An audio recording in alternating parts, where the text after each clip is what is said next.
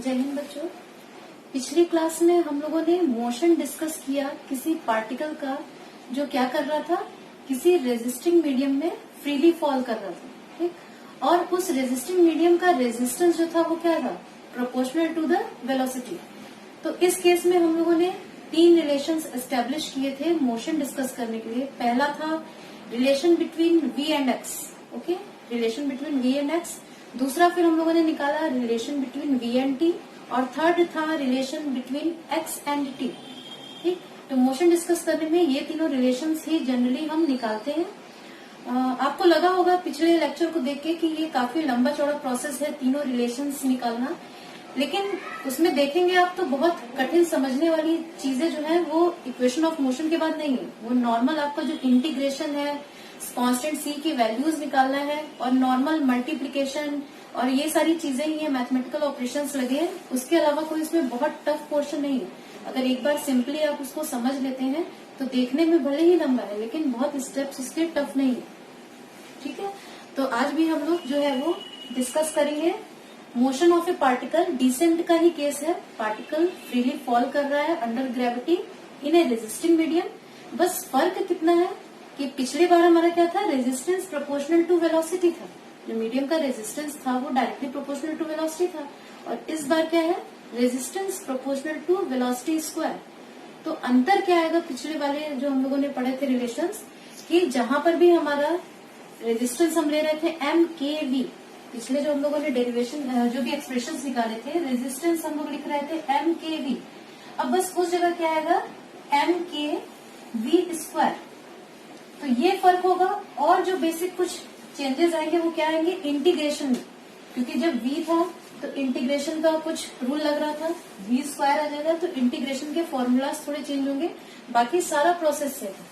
एक चीज और, एग्जाम में अक्सर डिस्कस द मोशन ना पूछ के क्या रहता है कि find the relation between v and x, या find the relation between distance moved and time taken. तो आपको ध्यान देना है उस केस में मोशन डिस्कस करने का मतलब तीनों इक्वेशंस रिलेशंस नहीं निकालने, आपसे जितना पूछा गया है आप वो ही निकालेंगे। अगर relation between v and x पूछा है तो v एंड x निकालेंगे, relation between x and t पूछा है तो उसको निकालेंगे। जैसा क्वेश्चन वैसे ही आप उसका आंसर देंगे, सारे रिलेशंस नहीं निकालेंगे। कई बार क्या होता है, शॉर्ट क्वेश्चंस में आ जाता है कि कोई पार्टिकल फॉल कर रहा है फ्रीली किसी रेजिस्टिंग मीडियम में जिसमें resistance proportional to square of velocity है, और किसी पॉइंट पर उसका इक्वेशन ऑफ मोशन लिखिए।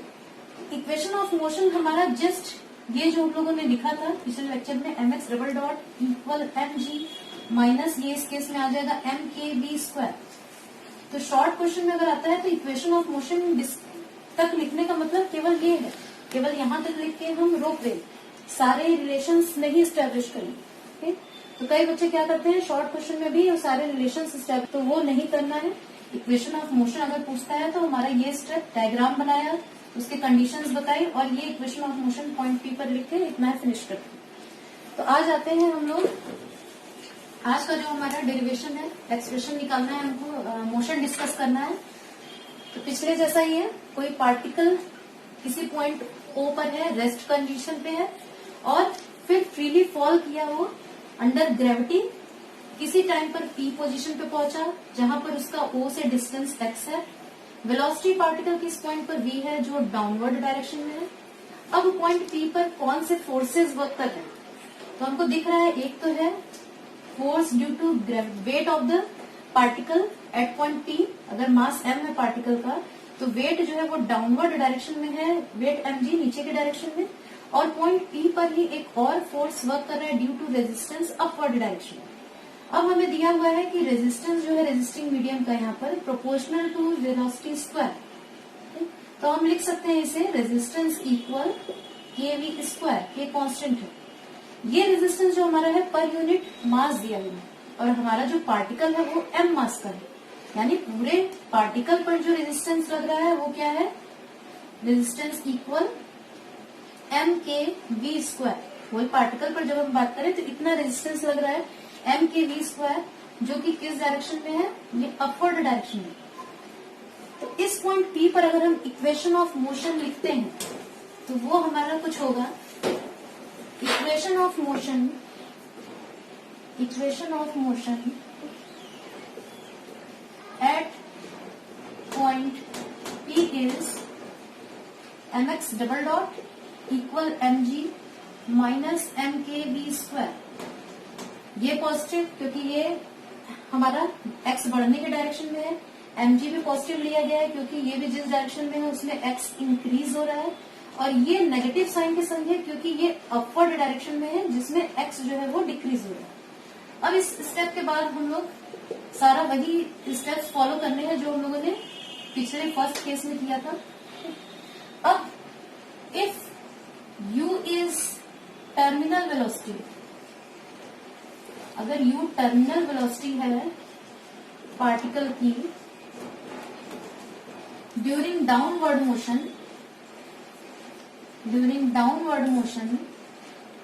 तो उस समय हमारे पास क्या होगा, टर्मिनल वेलोसिटी जो होती है कांस्टेंट वेलोसिटी होती है, उस समय एक्सेलरेशन जो पार्टिकल का है वो 0 होता है।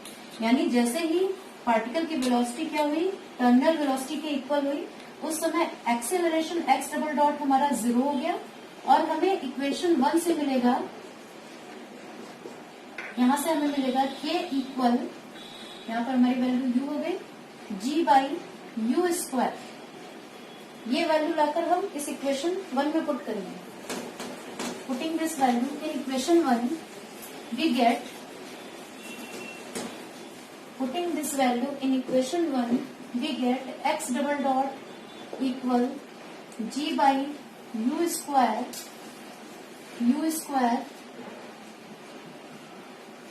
minus v square।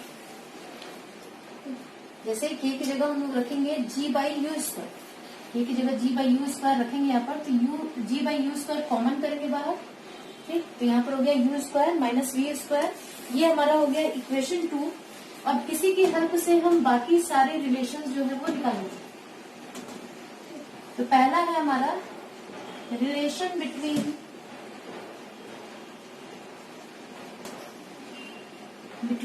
v and x। जैसा हम लोगों ने पिछले वाले उसमें केस में किया था, तो यहाँ पर क्या करेंगे हम लोग, x डबल डॉट की जगह लिखेंगे v dv बाई dx। वो कैसे आया था पहले लेक्चर में बताया जा चुका है। यहाँ पर हम लोग लिखेंगे x डबल डॉट की जगह v dv by dx equal g by u square minus v square by 2। अब क्या करेंगे, v के टर्म्स को एक तरफ कर देंगे, v by u square minus v square dv, और फिर इंटीग्रेट कर देंगे। g बाई यू स्क्वायर पूरा कांस्टेंट है हमारा, या integration dx plus integration constant c। अब यहाँ जब हम लोग इंटीग्रेट करेंगे तो क्या होगा, मान लेते हैं u square minus v square की वैल्यू हम लोगों ने कुछ ले ली, मान लिया s ले लिया।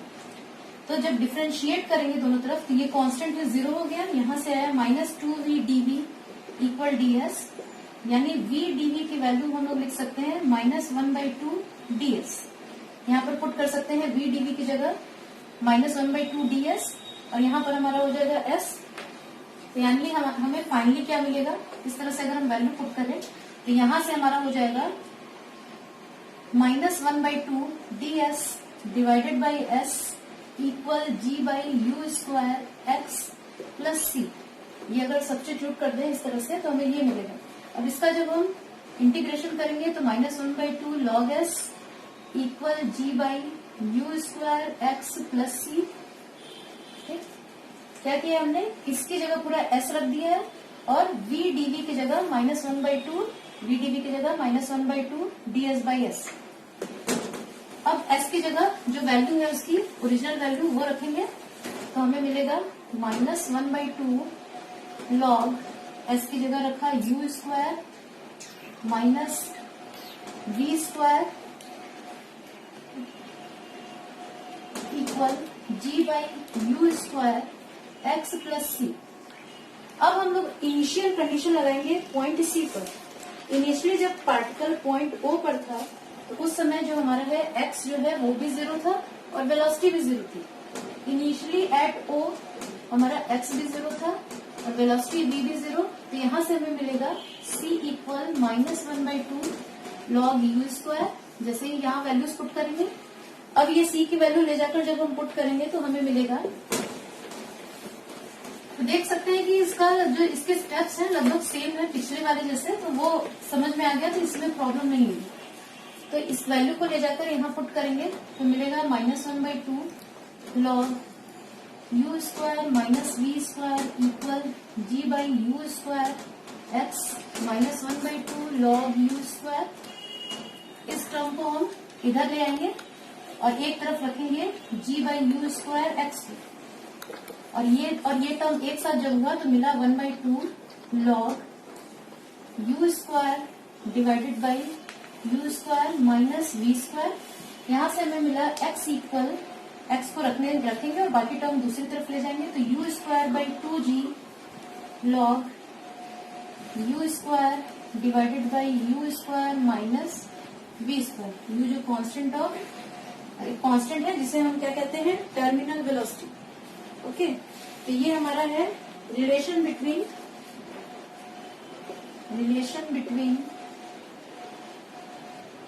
v and x। ओके, ये हमारा हो गया relation between v and x। इसी को एक दूसरे फॉर्म में भी कई बुक्स में जो है वो ये फॉर्म जो है इसको नहीं, इस फॉर्म में नहीं लिखा गया है, उसमें क्या किया गया है, v को इस तरफ रखा गया है और x को दूसरी तरफ। तो यहाँ तक भी एग्जाम में प्रूफ कर सकते हैं, लेकिन अगर किसी को एकदम बुक से मैच करना हो कि हमें यही रिलेशन चाहिए तो क्या करेंगे हम लोग v वाले टर्म को इधर लाएंगे। तो उसको लाने के लिए क्या करना होगा, ये यहाँ मल्टीप्लाई होगा यू स्क्वायर नीचे, यानी हमारा नेक्स्ट स्टेप आ गया 2gx by u square equal log u square by u square minus v square. ये स्टेप भी कर सकते, रोक सकते थे इस जगह भी। इक्वल लॉग हटाएंगे तो आएगा u square by u square minus v square equal e to the power 2gx by u square equal, इसको नेक्स्ट स्टेप में लिख सकते हैं हम लोग। इस स्टेप के बाद ये भी ठीक है, लेकिन अगर हमें b एक तरफ चाहिए तो हम क्या लिख सकते हैं, e to the power 2gx by u square equal u square by u square minus v square, दोनों तरफ एक्सपोनेंशियल लेने पे। अब ये पूरे टर्म को क्रॉस मल्टीप्लाई करेंगे, यहाँ आएगा हमारा u square minus v square by u square equal 1/e 2gx by u square. Okay, फिर इस स्टेप के बाद लिख सकते हैं 1 minus v square by u square equal e to the power minus 2gx by u square. यहाँ से हमें मिलेगा v square by u square equal 1 minus e to the power minus 2gx by u square, और ये imply करेगा we square equal u square 1 minus 2gx by u square. Okay, तो किसी किसी बुक में ये रिलेशन भी निकाला हुआ है, ये हम मान सकते हैं इक्वेशन 3। ये इक्वेशन 3 हो गया। नेक्स्ट रिलेशन जो है वो relation between x and t है। इसके लिए क्या करेंगे, बाई इक्वेशन 2, जो हमारा इक्वेशन 2 था उसको कुछ हम इस तरह से लिख सकते हैं, dv by dt equal g by u square minus v square. अब इसे क्या करेंगे, हम लोग लिखेंगे integral dv divided by u square minus v square equal g by u square dt plus c. Integrate करेंगे तो यहाँ से हमारे पास जो है वो इंटीग्रेट करने पे आएगा 1/2u log u plus v divided by u minus v। यहाँ पर हो गया g by u square t plus c. यहाँ का इंटीग्रेशन तो t हो गया। अब इसका इंटीग्रेशन जो है उसके लिए फॉर्मूला यूज हुआ है इंटीग्रल dv। यहाँ पर हमारा एक फॉर्मूला है, डिफरेंशियल कैलकुलस में आप लोगों ने पढ़ा होगा, इंटीग्रेशन में a square minus x square equal होता है 1/2a log a plus x by a minus x, जहाँ a कोई कांस्टेंट है यहाँ पर a की जगह हमारे पास u है और x की जगह है v, तो हम ये लिख सकते हैं इस फॉर्मूला की हेल्प से। नेक्स्ट अब हमें क्या करना है, हमें कांस्टेंट ऑफ इंटीग्रेशन जो है उसकी वैल्यू निकालनी है। तो कांस्टेंट ऑफ इंटीग्रेशन के लिए क्या करेंगे, इनिशियली जब टाइम हमारा 0 था तो उस समय डिस्प्लेसमेंट जो x o से डिस्टेंस था वो भी 0 था, तो यहाँ भी 0, वेलोसिटी जो थी वो भी 0 थी, ठीक। तो ये भी 0 हो गया, ये भी 0 हो गया, ये भी 0, यानी c की वैल्यू हमें मिलेगी 1/2u log u by u यहाँ से, और log 1 की वैल्यू 0 होती है, तो ये हमारा हो गया c इक्वल 0, यानी c इक्वल 0 यहाँ पुट करते ही हमें जो रिलेशन मिला x एंड t में वो हमारा कुछ इस तरह से हो गया, c वैल्यू 0 पुट करते ही। ओके, इसको हम नेक्स्ट स्टेप में लिख सकते हैं t इक्वल u और u एक कैंसिल हो जाएगा और बचेगा u by g into 1/2 log u plus v divided by u minus v, जहाँ पर u हमारी टर्मिनल वेलोसिटी है और कांस्टेंट है। इसे हम लिख सकते हैं फिर implies t equal u by g tan hyperbolic inverse v by u। ये भी फर्स्ट ईयर में आप लोगों ने हाइपरबोलिक फंक्शंस पढ़े होंगे, तो उसमें होगा tan हाइपरबोलिक इनवर्स z की वैल्यू जो है वो होती है हमारी 1/2 log 1 plus z by 1 minus z, ये हमारा फॉर्मूला होता है। तो इसके लिए क्या करना होगा, ये डायरेक्ट यहाँ से नहीं लिख सकते, इसको हम क्या करेंगे, एक 1 में चेंज करेंगे, यानी u से पूरे इसको इक्वेशंस डिनोमिनेटर और न्यूमरेटर दोनों को u से डिवाइड करेंगे। यहाँ से हमारे पास एक स्टेप और है, t equal u by g 1/log 1 plus v by u divided by 1 minus v by u। Okay, ये हमारे पास था, तो ये देखिए अब इस जैसा ही मैच कर रहा है, तो यहाँ पर हम इसके बाद इस स्टेप के बाद ये लिख सकते हैं। एक रिलेशन तो हमारा ये हो गया, relation between v and t, relation between v and t। लेकिन किसी किसी बुक में क्या किया है, v को इस तरफ लिखा है और t को दूसरे साइड, तो वो रिलेशन अगर आप मैच करके करना चाहें तो फिर हमें क्या करना होगा, v को लेफ्ट हैंड साइड में लाना होगा। उसके लिए क्या करना होगा, उसके लिए सबसे पहला स्टेप हम लिख सकते हैं gt बाई यू, पिछले स्टेप के बाद ये लिख सकते हैं equal tan hyperbolic inverse v by you. अब इस tan हाइपरबोलिक इनवर्स को जब चेंज करेंगे तो इनवर्स फंक्शंस के डेफिनेशन से इसको हम लिख सकते हैं, इनवर्स हाइपरबोलिक फंक्शंस के डेफिनेशन से कुछ हम इसे इस तरह से लिख सकते हैं v बाई यू, और फिर यहाँ से हम लिख सकते हैं v equal u tan hyperbolic, यहाँ हाइपरबोलिक भी होगा, हाइपरबोलिक छूट गया, हाइपरबोलिक फंक्शन है हमारा, tan hyperbolic gt by you, यहाँ लिख सकते हैं tan hyperbolic gt by you. किसी किसी बुक में इस फॉर्म में हमारा रिलेशन दिया हुआ है, तो ये या ये दोनों में से कोई भी हम एक रिलेशन स्टैब्लिश करके दिखा सकते हैं। ओके, ये जो रिलेशन हम लोगों ने v और t में निकाला था, इसे इक्वेशन 4 मानेंगे। इसके हेल्प से ही हम relation between x and t निकालेंगे। क्या करेंगे, इस v की जगह हम लिखेंगे dx बाई dt। तो इक्वेशन 4 से हम लिख सकते हैं dx by dt equal u tan hyperbolic gt by u। अब इसे क्या करेंगे, इंटीग्रेट करेंगे, u tan hyperbolic gt by u plus ये हो गया dt plus constant of integration c। अब इंटीग्रेट करेंगे तो लेफ्ट हैंड साइड में हमें मिलेगा x, और tan हाइपरबोलिक z का जो इंटीग्रेशन होता है वो होता है log cos हाइपरबोलिक z, यानी हमें लेफ्ट हैंड साइड में मिला x और दूसरी साइड में मिलेगा u log cos hyperbolic gt by u divided by whole divided by g by u plus c। Okay, ये हमको मिल गया। ये कैसे मिला, ये इंटीग्रेशन होता है tan हाइपरबोलिक z dz का इंटीग्रेशन होता है log cos hyperbolic z। Okay, ये इंटीग्रेशन होता है, तो उसके हिसाब से हम ये लिख सकते हैं। यहाँ पर फिर इसका भी इंटीग्रेशन किया गया है t के रेस्पेक्ट में, तो g बाई यू भी हमें एक्स्ट्रा मिलेगा। तो नेक्स्ट टर्म हमारा हो गया x equal u square by g log cos hyperbolic gt by u plus c. अब ये कॉन्सेप्ट ऑफ इंटीग्रेशन जो है वो इनिशियल कंडीशन पे हम लगाएंगे। इनिशियल कंडीशन पॉइंट ओ पर जब हम लगाते हैं उस समय हमारा टाइम t 0 था। इनिशियली जो था हमारा टाइम t इक्वल 0 था और वहां पर x की वैल्यू भी 0 थी। तो ये वैल्यू जब हम यहाँ पुट करते हैं तो हमें c भी 0 मिलता है, और ये c की वैल्यू जब यहाँ हम पुट करते हैं तो हमें मिल जाता है relation between x and t। Okay, तो ये हमारा तीनों रिलेशन जो था इस केस में वो निकल गया। Relation between